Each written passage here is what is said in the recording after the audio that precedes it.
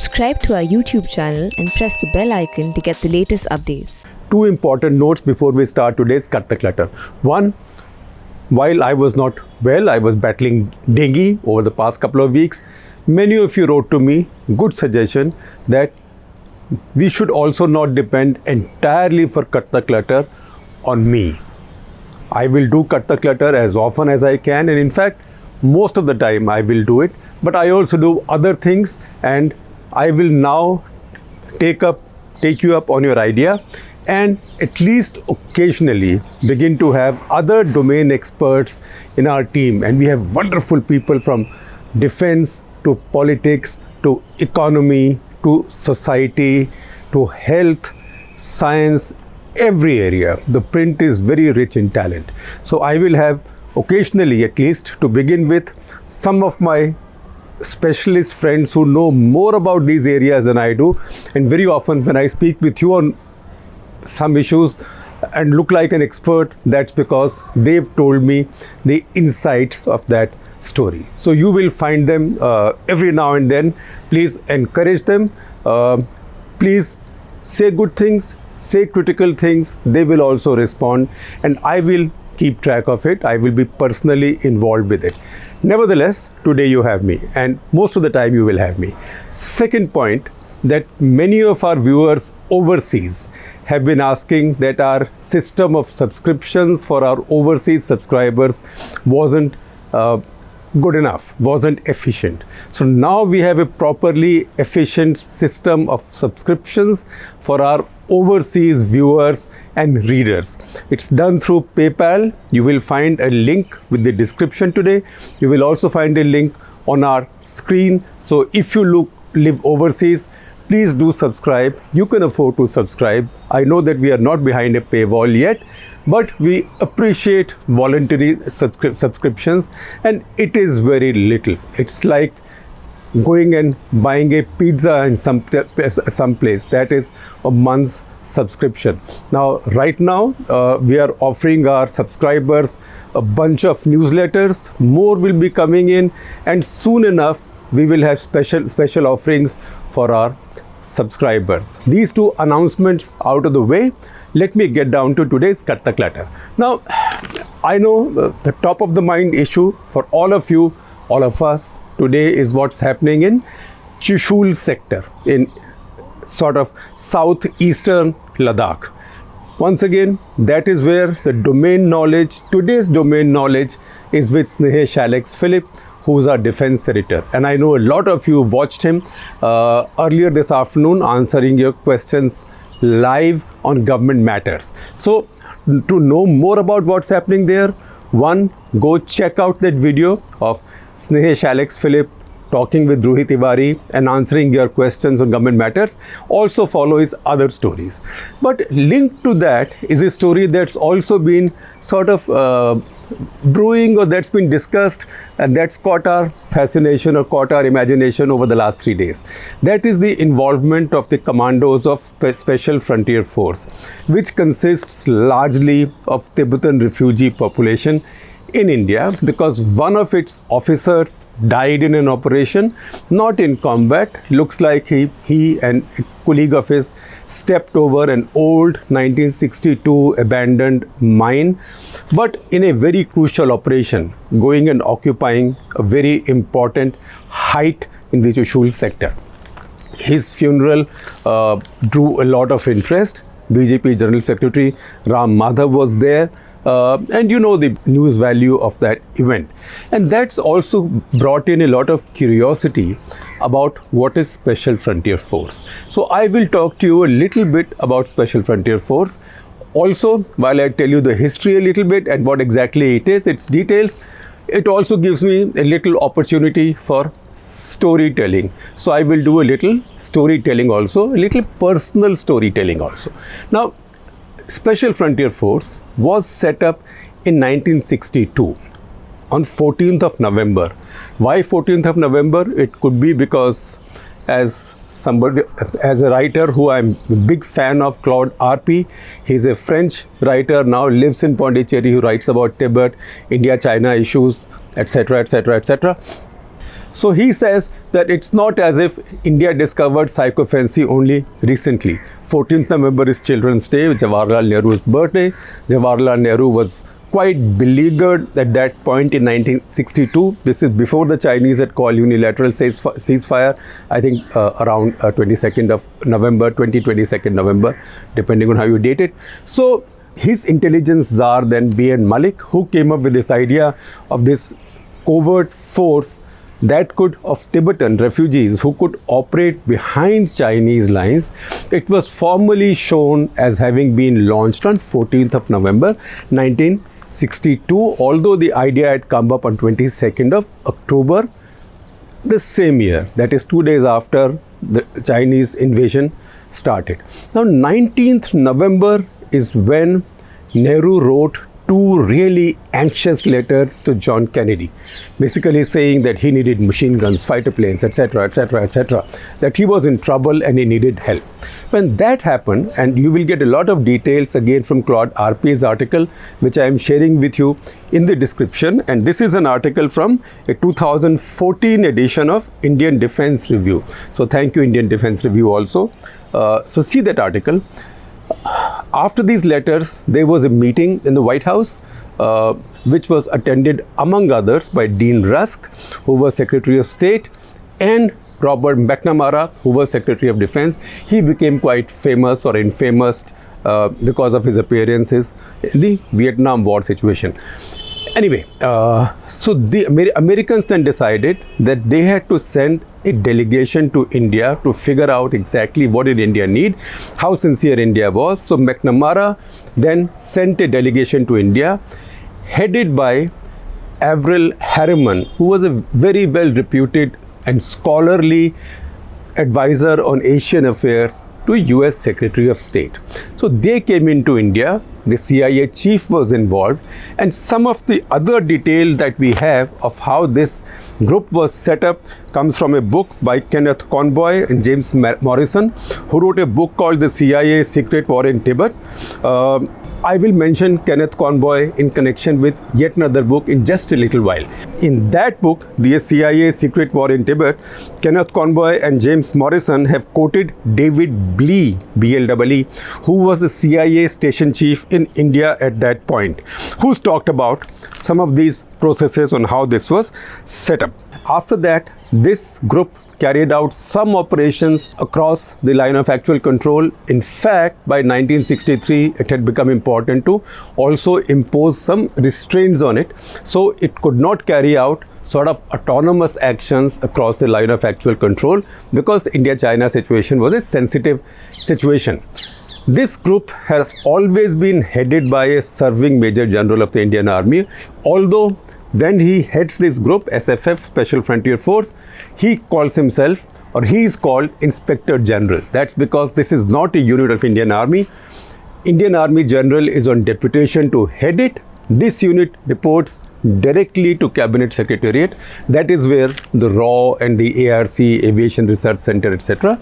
also report. So to that extent, it's a special resource. Now, has it been used in battle before? Once again, this has made me read up more and remember more, and that's the reason I said I can do a little storytelling for you today also. So in 1971 war, about 2,500 to 3,000 of these troops were used in Chittagong Hill Tracts of Bangladesh. Now Chittagong Hill Tracts is where you have this very undefined and very poorly guarded border between East Pakistan, or you had East Pakistan and Burma, what is now Myanmar. A lot of Indian rebels, particularly Mizos, were hiding there, and also a lot of the Pakistani armed forces were hiding there. There was a full brigade there, and they had also secured that area as an escape route in case they were not able to defend East Pakistan from Indian Army. So that brigade and many others would have escaped from there. They also had the equivalent of a battalion headquarter of Pakistani Special Forces, which is the Special Services Group, SST, located there. So that is where these SFF troops were sent in.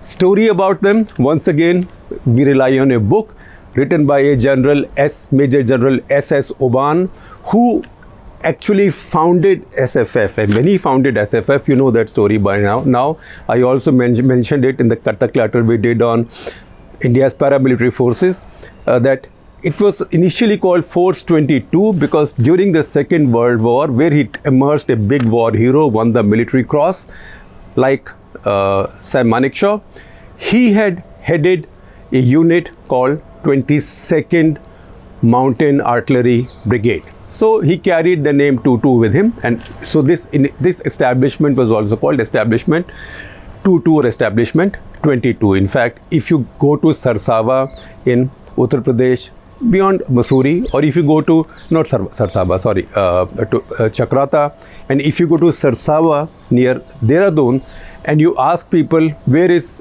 Establishment 22, you are more likely that people will tell you what where Establishment 22 is than if you said it is Special Frontier Force. So General Oban came back and he headed this operation again. And he wrote about that operation in a book published in 1985. You will see a reference to the book on my screen also, called Phantoms of Chittagong. Now, there is also a little touching story about this, that at some point, say maybe coincidentally on 14th of November, which is the raising day of this unit, they decided to raid the Pakistani Special Services Group headquarters in Chittagong Hill Tract. And it was in the course of that attack that the Pakistani SST sentries thought they had seen some ghosts, and they began firing sort of blindly and indiscriminately. As they discovered the next day, they had hit somebody, and that somebody was none else than the commander, the Tibetan commander of the entire SFF contingent fighting in Chittagong Hill Tract. His name was Dhondup Gyatot Sang, and he had the rank of Dapon, D-A-P-O-N, which is the Tibetan language for brigadier. So an officer at that level sacrificed his life. In the operation, 56 of these SFF soldiers died, 190 were injured. Because it was a fully covert operation, nobody could be decorated, but nearly 600 of them were given cash prizes. In fact, the story goes, and I read this also in a piece in Dhaka Tribune that I am sharing with you, written by a well-established researcher called Salim Ahmed, who writes that Indira Gandhi actually did send a message to Tibetan guerrillas saying, listen, we can't order you, we can't demand that you fight in East Pakistan, but remember that Pakistani army is doing to Bengalis exactly what the Chinese PLA had done to you Tibetans. So if you are happy to fight, we'll be very grateful. And that's how it happened. So about 600 of these commandos were later given cash awards, but 56 killed, 190 wounded. But what did they achieve? They prevented any Pakistani units, the entire brigade, from escaping into Chittagong Hill Tracts. When the surrender came, they were within 40 kilometers of Chittagong. In fact, at one point they got so cocky that they wanted to take Chittagong, but they were reminded they didn't have artillery, etc. They also had better small arms than most of the rest of the Indian army. So if you want to read more about those operations, do check out that book's available. It's not out of print, called Phantoms of Chittagong, the 5th Army in Bangladesh by General S.S. Oban. And further, they were then used on secret missions again in Himalayas, especially the operation to plant a nuclear monitoring device on Nanda Devi, which has been written about a great deal. Again, that is recounted in a book which is available, not that old. It is a book called Spies in the Himalayas, Secret Missions and Perilous Climbs, written by Captain M.S. Kohli. And remember, I told you I'll bring this name back to you, by Kenneth Conboy. So check out that book, Spies in the Himalayas, Secret Missions and Perilous Climbs. Now, someday I will talk about the other issue that preceded SFF in greater detail. That is, since the 50s, the American CIA had started running Tibetan guerrilla operations in Tibet. These were run not out of India so much as Nepal, a place called Mustang. And among the resources being employed there was the aircraft, mostly Dakotas, of an Indian maverick, adventurer, politician, public figure, the inimitable one and only Biju Patnaik, the father of Naveen Patnaik, currently the Chief Minister of Odisha. Biju Patnaik had something called Kalinga Airways. You could have private airlines those days. That airline or that resource was used by the CIA for dropping supplies, for dropping guerrillas deep inside Tibetan territory. In fact, that detail is also available in a book, which unfortunately again is out of print, although I'm trying to get a copy. And when I get a copy, I'll do a standalone Kattak letter just on that book. That is a book called Operation Himalayas to Defend India's Sovereignty by Satya Narayan Sinha, who used to work with Biju Patnaik. So that is the other one.